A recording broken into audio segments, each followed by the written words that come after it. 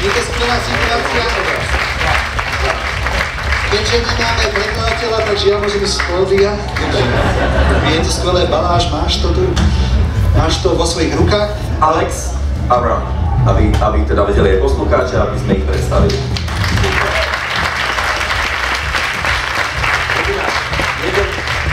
Kvízová otázka pre teba. Pridať správne kapelu, Franz Ferdinand alebo Sparks? Tak to by sme.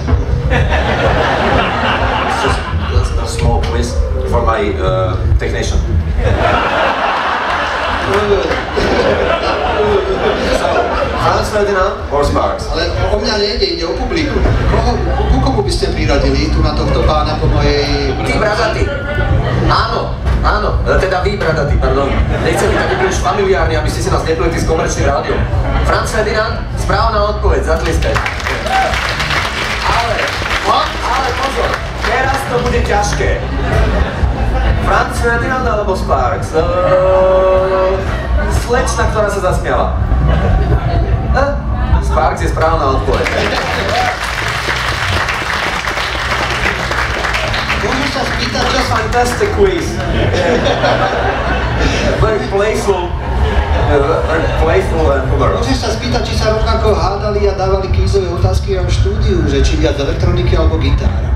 To je veľmi dobrá otázka. Mohli by sme poprosiť tu na nášho kolegu Petra, ktorý by im to preložil, ale ako k ním zaujíme stanovisko, keď ja stojím tu na strede. Takže ja ešte rádiových poslucháčov to je úplne jedno, kde stojíš, takže sa postav niekam. Spýtaj sa, že či bol pomer elektroniky a gitár v ich spoločnej hudbe, či bol nejaký issue, alebo že či v tom mali hneď jasno. Issue, super, issue, chápete, issue.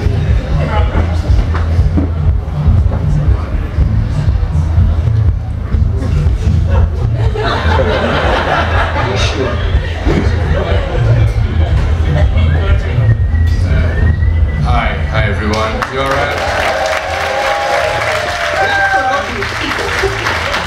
So you were asking whether it was a difficulty to combine both electronics and live instruments. Not really, no. It felt very easy. It was quite effortless when it came to arranging the songs because, you know, we all had roles to fulfill, and Ron mainly takes care of the electronic side of things, and we took care of the live side of things, and it was fairly straightforward. I think both bands think of electronics as another instrument in a way, so there isn't a separation in our minds musically between electronics and real instruments. It's all just another tool in being able to record an album. Wow, big budget.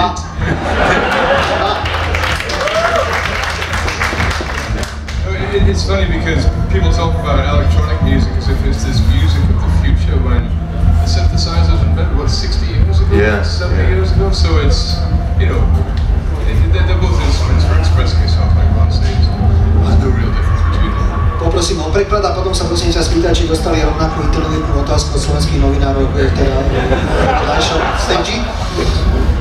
Pýtali sme sa ich, či nejako rozlišujú pri tvorbe hudby živé nástroje alebo elektroniku. A ako ste sami počuli, nebol žiadny problém pri skladaní. Už dnes elektronika nie je žiadna moderná hudba. Syntezátory sú tu už od 60 rokov a proste hudba nejak ide z nich a neriešia, či sú to živé nástroje alebo nie. Do you feel happy and okay at festivals? Are you a festival guy?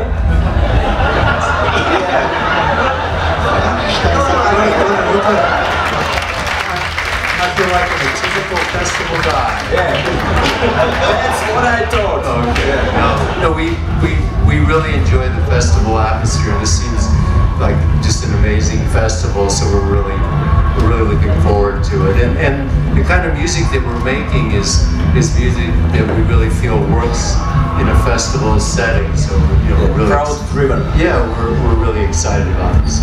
Okay. Je to festivalový typ, napokon sa aj predviedol a Ron aj spolu s Franz Ferdinand produkujú hudbu, ktorá je prakticky závislá na odozve čo najväčšieho publika, takže prečo by aj nie? Are you a festival guy? Yeah, I certainly enjoy playing festivals as well, and we got in last night and I came down to the site to sort of see what the festival was like and saw a bit of Manu Chao playing, and yeah, the vibe was really good. Is he, do you think is Manu Chao is sane? I think he's singing. He didn't seem otherwise. Sorry? He didn't seem otherwise. I feel that you're suggesting he's not singing. That's a good answer. It's maybe not a good question, but it's a good answer.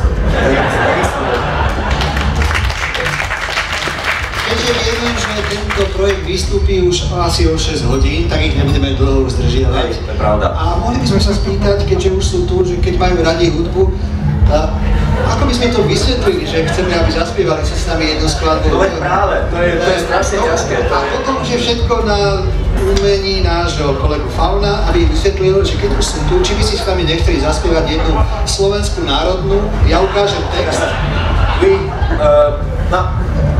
This will be a difficult question, a very tough one. We in Slovakia, it's one of our national symbols and tradition to play with our guests from other countries. One of our strongest and most popular songs. And we would like to ask you if you are up to perform this song with us.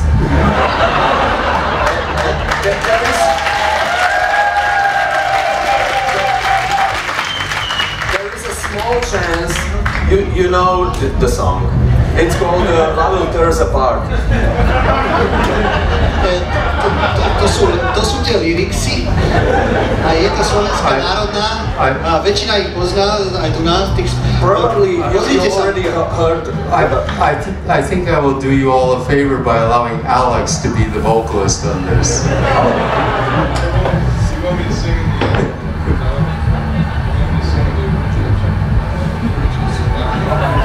No, you can sing it in English. This one is for you. A už bude musieť spievať.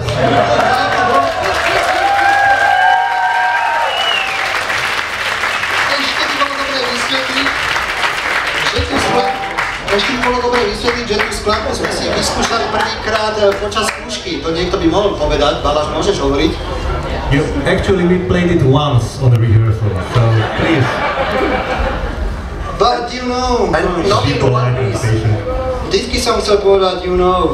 A teraz je konečne tá správna chvíľa. Vieš, jak to škodí? Je to strašná pomôcka, keď váš kolega, sparring partner, nevie ani ceknúť po anglicky na festiválach. To tak pomáha. Nehrám inak, keby som ale má iné kvality, má peknú gitaru ako Martin Ligol. Nehrám. Ale ja nehrám v odposluchoch a to by ste neverili, je to dobrá vec, keď počujem sám. Nehrám. A možno, že je to tým, že toto mám stiahnuté, ale neviem.